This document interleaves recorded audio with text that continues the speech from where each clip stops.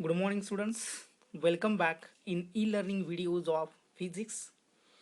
In earlier lecture, we have seen about the point intensity distribution, then coherent sources, methods for obtaining coherent sources. There are two types of methods. First is the Loy's method for obtaining coherent sources, and second one is the Fresnel biprism. But today we are going to start one important point named as a optical path. Means here we have to discuss, or here we have to compare the light travel in both part in case of medium and in case of vacuum, and we have to compare the time in both the cases. Therefore, the name of today's point is optical path. One simple point is optical path, and simple definition is that optical path in a medium can be defined as the corresponding path in vacuum that the light travels in the same time as it takes in the given medium. Means time required in both the cases is same. This is the important point. Then in case of mathematical formula, we know that in general time is equal to distance upon velocity, and here we have to consider in both the cases. First, time in case of medium, time t is equal to distance in medium divided by velocity in medium is equal to distance in vacuum divided by velocity in vacuum. म्हणजेच तर आपल्याला कुठला point study करायचा आहे, आपल्याला एक simple point study करायचा आहे आणि त्या पॉईंटचं नाव आहे काय, ऑप्टिकल पाथ. तर या ऑप्टिकल पाथ या पॉईंटमध्ये आपल्याला काय शिकायचं आहे, तर याच्यामध्ये लाईट ट्रॅव्हल्स होण्यासाठी जो टाईम लागणार आहे म्हणजे मीडियममधून आणि व्हॅक्यूममधून हा सेम आहे एवढंच आपल्याला काय करायचं आहे, सांगायचं आहे. आणि तेच आपण कशाच्या फॉर्ममध्ये मांडणार आहे, मॅथमॅटिकल फॉर्ममध्ये मांडणार आहे. तसं आपण फॉर्म्युला घेतलेला आहे, time is equal to distance upon velocity. आणि हाच फॉर्म्युला आपण काय केला, रिअरेंज केला. कशासाठी, तर एकदा मीडियमसाठी आणि एकदा व्हॅक्यूमसाठी. ज्यावेळी तो आपण मीडियमसाठी लिहितो त्यावेळी तो असा असेल, T is equal to D medium म्हणजे distance in medium divide by velocity in medium is equal to distance in vacuum divide by velocity in vacuum. कारण हे दोन्ही सेम असणार आहेत, आपण डेफिनेशनमध्ये सांगितलेलं आहे, त्यामुळे दोन्ही काय असतील, सेम असतील. बट हे थोडंसं जर आपण रिअरेंज केलं तर आपल्याला असं मिळू शकतंय, optical path is equal to the vacuum distance in vacuum is equal to velocity in vacuum divided by velocity in medium into distance in the medium. असा सिंपल फॉर्म्युला यातून आपल्याला काय करू शकतोय, मिळू शकतोय. thus a distance d traveled in a medium, simple formula आपण use करणार आहे. इथं सिंपल फॉर्म्युला आपण यूज केलेला आहे आणि तेच आपण इथं सिंपल भाषेमध्ये मांडणार आहोत. आपण लिहिलेलं काय आहे, optical path is equal to distance in vacuum is equal to velocity in vacuum divided by velocity in medium into distance in medium. तर ज्यावेळी आपण मांडणी करतोय त्यावेळी a distance D travelled in a medium of refractive index N introduces a path difference, and this path difference is equal to nd minus d, because when we have to consider a medium there is a refractive index. N indicates the refractive index. Therefore, for medium we have to write small n into d, and for medium only we have to write d. We have to take d common, and finally we have to get the path difference is equal to d in bracket small n minus 1 over a ray traveling equal distance through the vacuum. आता ह्या condition ज्या आपण बघितल्या आहेत ह्या दोन्ही conditions आहेत कशासाठी, मीडियमसाठी आणि व्हॅक्यूमसाठी आपण बघितल्या आहेत. तर याच्या पुढे गेल्यानंतर आपल्याला काय बघायचं आहे, तर हे जे आपण बघितलं ते ऑप्टिकल पाथ हे असेल final equation for optical path. Path difference is equal to N D minus D. हे जे एन डी असेल ते व्हॅक्यूमसाठी सॉरी हे एन डी जे आहे ते मीडियमसाठी असेल, एन म्हणजे रिफ्रॅक्टिव्ह इंडेक्स, डी म्हणजे डिस्टन्स असेल, आणि हे जे फक्त डी आहे हे डी कशासाठी असणार आहे, हे डी असेल ते व्हॅक्यूमसाठी, आणि इज इक्वल टू आपण डी कॉमन काढला तर आतमध्ये काय राहतं D into N minus one. आणि हे आपण कंपेअर करतोय, मिडियमचं आपण कंपेअर करतोय कशाला, व्हॅक्यूमला कंपेअर करतोय. राईट. याच्या पुढं आपण एक न्यू पार्ट सुरू करणार आहे. त्या न्यू पार्टचं नाव आहे डिफ्रॅक्शन ऑफ लाईट. काय नाव आहे, डिफ्रॅक्शन ऑफ लाईट. आता याच्या अगोदर आपण काय बघत होतो तर इंटरफरन्स ऑफ लाईट बघत होतो, आणि इंटरफरन्स ऑफ लाईट हा पूर्ण पार्ट इथं संपलेला आहे. तर याच्या पुढे आपण काय बघणार आहे तर डिफ्रॅक्शन ऑफ लाईट. त्याच्यामध्ये पहिल्यांदा आपल्याला बघावं लागेल की डिफ्रॅक्शन ऑफ लाईट म्हणजे काय. तर सिम्पल आहे.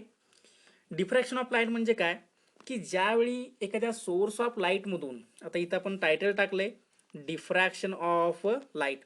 आता जर जर डायग्रामॅटिक फॉर्ममध्ये सांगायचं असेल समजा, तर हा सोर्स ऑफ लाईट आहे, आणि या सोर्स ऑफ लाईटमधून ज्यावेळी लाईट रे हा असा बाहेर पडेल, हा लाईट रे बाहेर पडेल, त्यावेळी इथं असणारी जी स्लीट आहे, इथं असणार आहे स्लीट, आणि या स्लीटवरती ज्यावेळी हा एंटर होईल, एक तर तो काय करेल, बेंड होईल. हा जो रे सिंगल आपण कन्सिडर केला तो एक तर काय करेल, बेंड होईल, किंवा हाच रे नंबर ऑफ रेच्या फॉर्ममध्ये काय होईल, असा स्प्रेड होईल.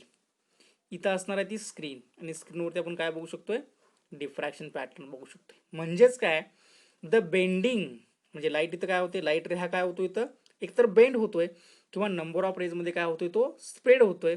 The bending or spreading of a light near to the obstacle is called as a diffraction of light. कशाला म्हणतो आपण डिफ्रॅक्शन ऑफ लाईट, की ज्यावेळी एखाद्या सोर्स ऑफ लाईटमधून एखादा लाईट रे हा या ऑब्स्टॅकलवरती म्हणजेच स्लीटवरती इन्सिडेंट होईल, त्यावेळी तो रे स्लीटमधून बाहेर पडताना एकतर काय करतोय, बेंड होतोय, किंवा नंबर ऑफ रेजमध्ये काय होतोय तो स्प्रेड होतोय. हा जो फिनॉमिनन आहे लाईटचा, यालाच आपण काय म्हणतोय, डिफ्रॅक्शन ऑफ लाईट म्हणतो. या फिनॉमिनला आपण काय म्हणतोय, डिफ्रॅक्शन ऑफ लाईट म्हणतोय. राईट. बघा काय असेल, डेफिनेशन काय आहे, the bending of a light near the edge of an obstacle or slit.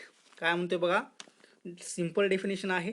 Definition काय सांगते, the bending of light near the edge of an obstacle or slit and spreading into the geometrical shadow is called as a diffraction of light. Important point आहे. Diffraction of light म्हणजे काय, की ज्यावेळी एखाद्या source of light म्हणून light रे बाहेर पडतोय, आणि ज्यावेळी तो स्लीटवरती एंटर होईल, त्यावेळी समजा इथं हा सोर्स ऑफ लाईट आहे, याला आपण एस म्हणू, इथं स्लीट आपण कन्सिडर केला, याला आपण एस स्टार म्हणू, आणि इथं आहे ती स्क्रीन आहे. राईट. म्हणजे ज्यावेळी या सोर्स ऑफ लाईट म्हणून एखादा लाईट रे बाहेर पडेल, आणि तो ज्यावेळी या स्लीटवरती किंवा ऑब्स्टॅकलवरती एंटर होईल, त्यावेळी इथं हा लाईट रे काय होतोय, एकतर बेंड होतोय, किंवा नंबर ऑफ रेजमध्ये तो काय होतोय, स्प्रेड होतोय. हा जो फिनॉमिनन आहे, या फिनॉमिननला आपण काय म्हणतोय, डिफ्रॅक्शन ऑफ लाईट म्हणतोय. हा सिंपल फिनॉमिनन आहे, याला आपण काय म्हणतोय, डिफ्रॅक्शन ऑफ लाईट म्हणतोय. राईट. याच्यानंतर याचे एक सिंपल एक्झाम्पल आपल्याला बघायचं आहे. म्हणजे आपण हे एक्झाम्पल बऱ्याच वेळा ऑब्झर्व केलेलं आहे, की हे कुठं ऑब्झर्व केलेलं असेल आपण, हे जे एक्झाम्पल आहे, कारण डिफ्रॅक्शन ऑफ लाईट आपण रिअल लाईफमध्ये बऱ्याच वेळा काय करतोय, ऑब्झर्व करतोय. आणि हे ऑब्झर्वेशन आपण बघायला पाहिजे की कुठं ऑब्झर्व होते ॲक्च्युली आपल्याला. हे तर कुठं ऑब्झर्व होते बघा हे ॲक्च्युली आपल्याला, की डिफ्रॅक्शन ऑफ लाईट. आता सनचं जर आपण एक्झाम्पल कन्सिडर केलं, बेस्ट एक्झाम्पल आहे बघा इथं, when sun is viewed through a fine piece of cloth, colored spectra is observed due to diffraction of light.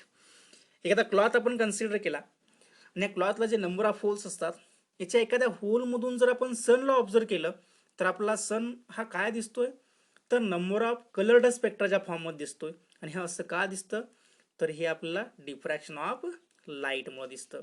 हा एक सिंपल फिनॉमिनन आहे डिफ्रॅक्शन ऑफ लाईटचा, आणि रिअल लाईफमध्ये आपण बऱ्याच वेळा त्याला काय करू शकतोय, ऑब्झर्व करू शकतो. त्याला आपण काय म्हणलं, diffraction of light.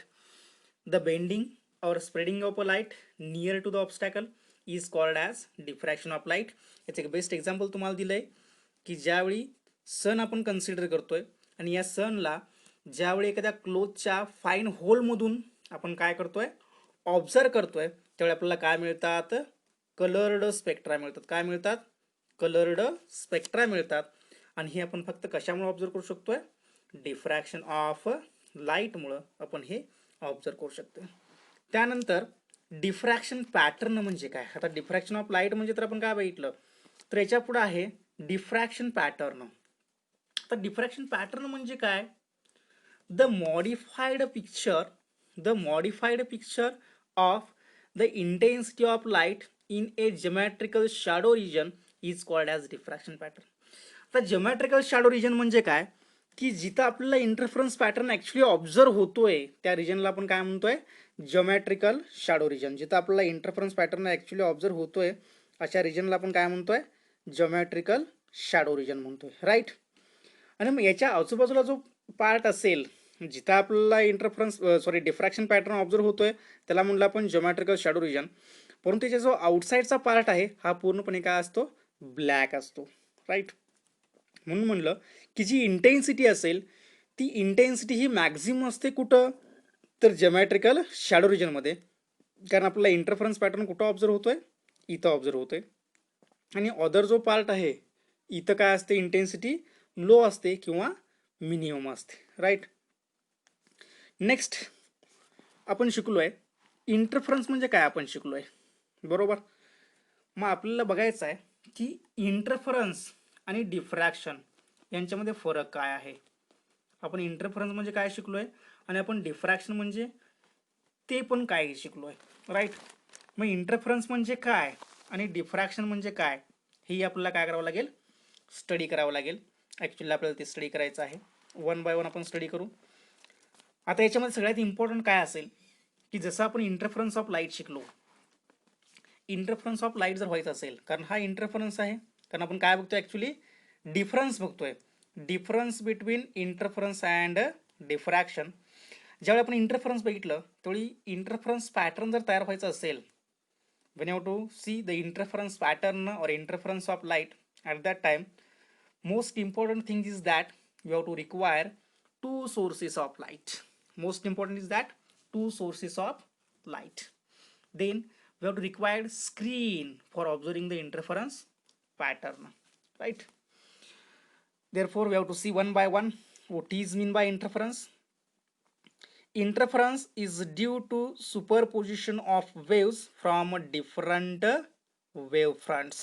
Here we have to consider two sources of light, because when you have to consider two sources of light, at that time only we have to observe the interference of light, otherwise we do not observe interference of light.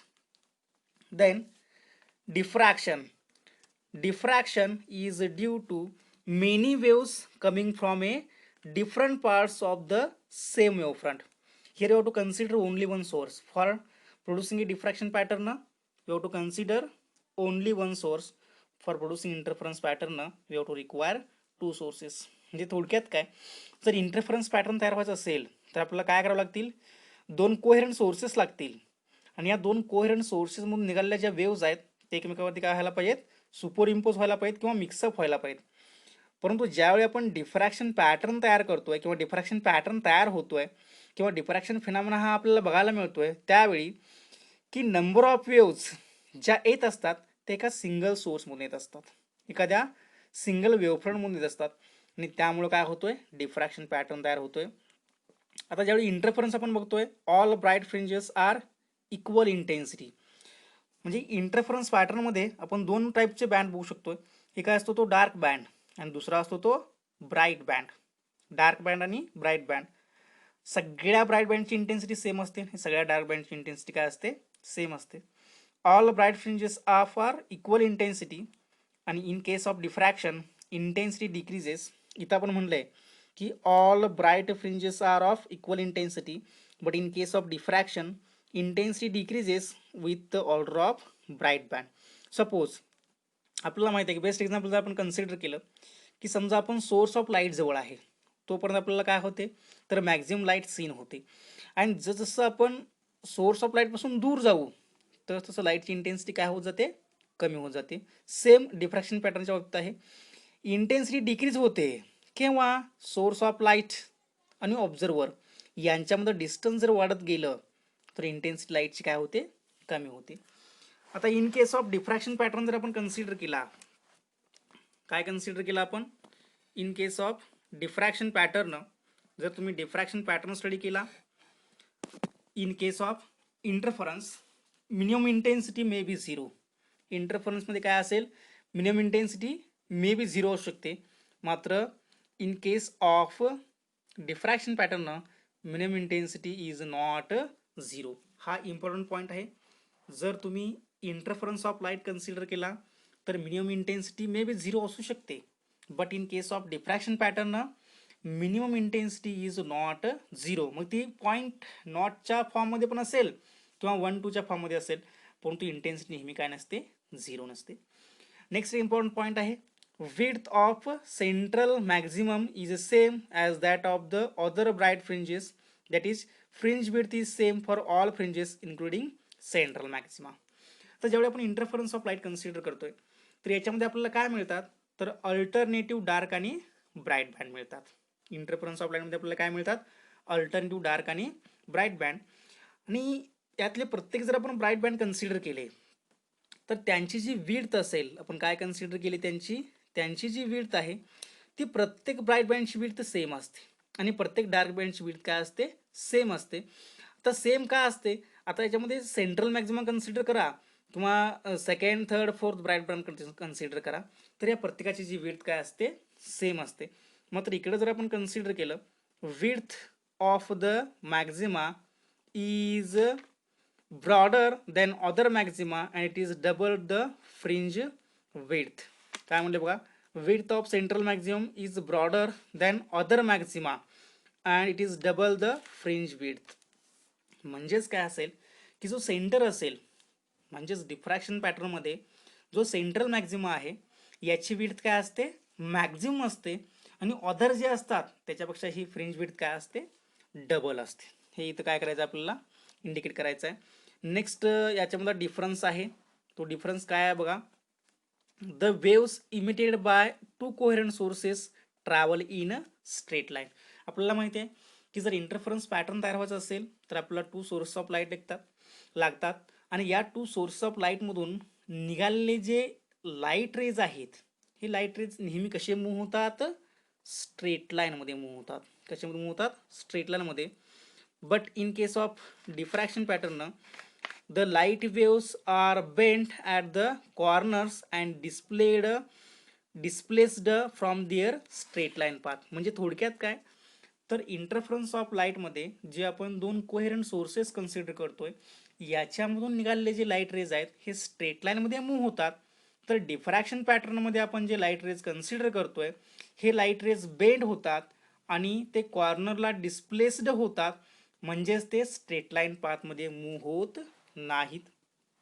Last आणि important difference आहे, the resolving power of an optical instrument does not depends upon the phenomena of interference. आता resolving power of an optical instrument म्हणजे काय असेल, तर telescope असेल किंवा microscope असेल, यांची जी रिझॉल्विंग पॉवर आहे ती कधीही इंटरफरन्स ऑफ लाईटवरती डिपेंड्स असत नाही. मात्र जी रिझॉल्विंग पॉवर आहे कुठल्याही ऑप्टिकल इन्स्ट्रुमेंटची ती मात्र डिफ्रॅक्शन फिनॉमिनावरती काय असेल, डिपेंड्स असेल. असे आपण किती फरक बघितले, याच्यामध्ये 6 फरक बघितले. पहिला फरक काय होता की इंटरफरन्स हे सुपरपोजिशनमुळे तयार होतं. दुसरा फरक, ऑल ब्राईटनेसची जी इंटेन्सिटी ती इक्वल असते. इंटरफरन्समध्ये मिनिमम इंटेन्सिटी 0 असते, विड्थ सेम असते. त्यानंतर वेव्ज ह्या स्ट्रेट लाईन पाथमध्ये मूव्ह होतात आणि जे ऑप्टिकल इन्स्ट्रुमेंटची रिझॉल्विंग पॉवर आहे ही इंटरफरन्स ऑफ लाईटवरती काय असते, इनडिपेंडंट असते. तसंच डिफ्रॅक्शनमध्ये आपण काय शिकलो की डिफ्रॅक्शन हे कसं तयार होतं, तर डिफरंट पार्ट्समधून आपल्याला काय मिळतात, म्हणजे डिफरन्स वेव्ह ज्या येतात हे एकाच सोर्सपासून येतात, त्यामुळे डिफ्रॅक्शन पॅटर्न तयार होतोय. इंटेन्सिटी काय होते, स्लोली डिक्रीज होते. त्यानंतर मिनिमम इंटेन्सिटी 0 असत नाही. जी विड्थ आहे सेंट्रल मॅक्झिमाची ही ब्रॉडर असते अदर मॅक्झिमापेक्षा. त्यानंतर आपण बघितलं की लाईट वेव्स ह्या बेंड होतात कॉर्नरला आणि त्या स्ट्रेट लाईन पाथमध्ये मूव्ह होत नाहीत. आणि जे ऑप्टिकल इन्स्ट्रुमेंट्स आहेत, म्हणजे त्यामध्ये टेलिस्कोप असेल किंवा मायक्रोस्कोप असेल, यांची रिझॉल्विंग पॉवर ही डिफ्रॅक्शन ऑफ लाईटवरती काय असते, डिपेंड्स असते. आता जर डिफ्रॅक्शन पॅटर्न आपण कन्सिडर केलं त्याच्यामध्ये दोन टाईप्सचं डिफ्रॅक्शन असू शकते. टाईप्स ऑफ डिफ्रॅक्शन, फ्रेस्नल डिफ्रॅक्शन आणि दुसरा आहे ते फॉर्न अपर डिफ्रॅक्शन. पहिला आहे ते फ्रेस्नल डिफ्रॅक्शन, दुसरा आहे ते फॉर्न अपर डिफ्रॅक्शन. आता याच्यामध्ये काय फरक आहे तो आपण स्टडी करू. फ्रेस्नल डिफ्रॅक्शन आणि फॉर्न अपर डिफ्रॅक्शन इम्पॉर्टंट आहे. हे पण आपण कसं बघणार आहे तर डिफरन्शिएशनच्या फॉर्ममध्येच बघणार आहे. फ्रेस्नल डिफ्रॅक्शन आणि Fraunhofer diffraction, right. Fresnel diffraction आणि फॉर्न अपर डिफ्रॅक्शन. पहिलं बघूया आपण Fresnel diffraction. In case of Fresnel diffraction, source of light and screen are kept at finite distance. हे सिम्पल आहे की जर तुम्ही फ्रेस्नल डिफ्रॅक्शन स्टडी करत असाल तर त्यावेळी सोर्स ऑफ लाईट आणि स्क्रीन यांच्यामध्ये जे डिस्टन्स आहे ते फायनाईट म्हणजे आपल्याला मोजता येईल इतकं असायला पाहिजे.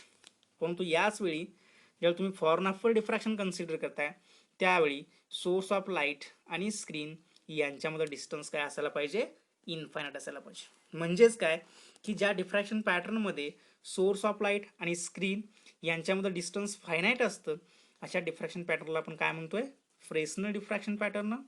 आणि ज्या डिफ्रॅक्शन पॅटर्नमध्ये सोर्स ऑफ लाईट आणि स्क्रीन यांच्यामध्ये डिस्टन्स इनफायनाईट असतं अशा डिफ्रॅक्शनला आपण काय म्हणतोय, फॉर्न अपर डिफ्रॅक्शन. आता दुसरं, जर तुम्ही फ्रेस्नल डिफ्रॅक्शन कन्सिडर केला तर याच्यामध्ये आपल्याला स्पेरिकल किंवा सिलेंड्रिकल वेव्हफ्रंट्स हे काय होतात, कन्सिडर केलेले आढळतात. परंतु ज्यावेळी तुम्ही फॉर्न अपर डिफ्रॅक्शन कन्सिडर करताय याच्यामध्ये मात्र तुम्हाला फक्त आणि फक्त काय यूज करावं लागेल, प्लेन वेव्हफ्रंट यूज करावा लागेल, राईट.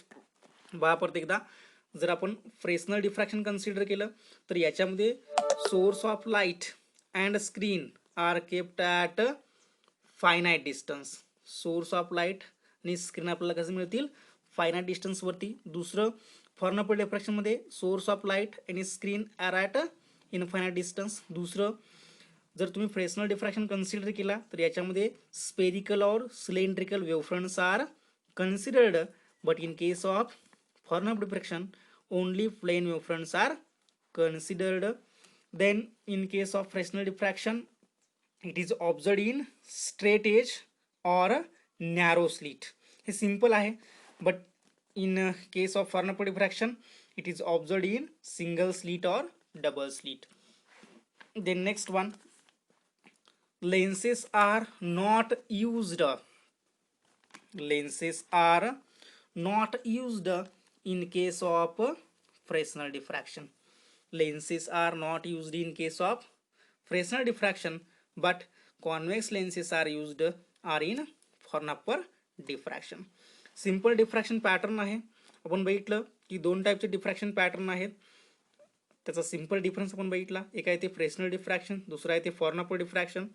ज्यांच्यामध्ये डिस्टन्स हे फायनाईट आहे अशा म्हणजे सोर्स ऑफ लाईट आणि स्क्रीन यांच्यामध्ये डिस्टन्स जे फायनाईट आहे त्याला म्हणतो आपण फ्रेस्नल डिफ्रॅक्शन. जे इनफायनाईट आहे त्याला म्हणतो आपण फॉर्न अपर डिफ्रॅक्शन.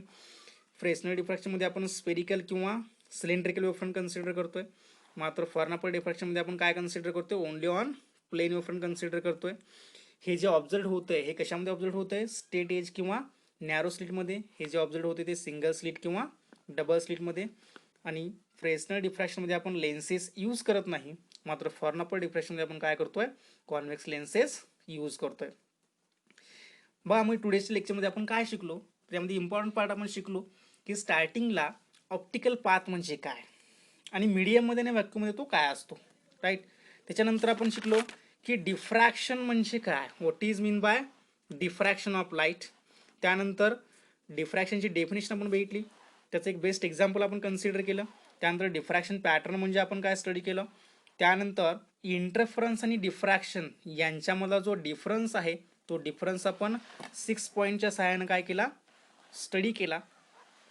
त्याच्यानंतर टाईप्स ऑफ डिफ्रॅक्शन आपण बघितले. दोन टाईपचे डिफ्रॅक्शन आहेत, एक आहे ते फ्रेस्नल डिफ्रॅक्शन आणि दुसरं आहे ते फॉर्न अपर डिफ्रॅक्शन. आणि त्याच्यानंतर हे जे फ्रेस्नल डिफ्रॅक्शन किंवा फॉर्न अपर डिफ्रॅक्शन आहे यांच्यामध्ये जे इम्पॉर्टंट पॉईंट्स आहेत हे पॉईंट्स आपण काय केले, ऑब्झर्व केले फ्रेस्नल डिफ्रॅक्शन आणि फॉर्न अपर डिफ्रॅक्शनमध्ये. थँक्यू.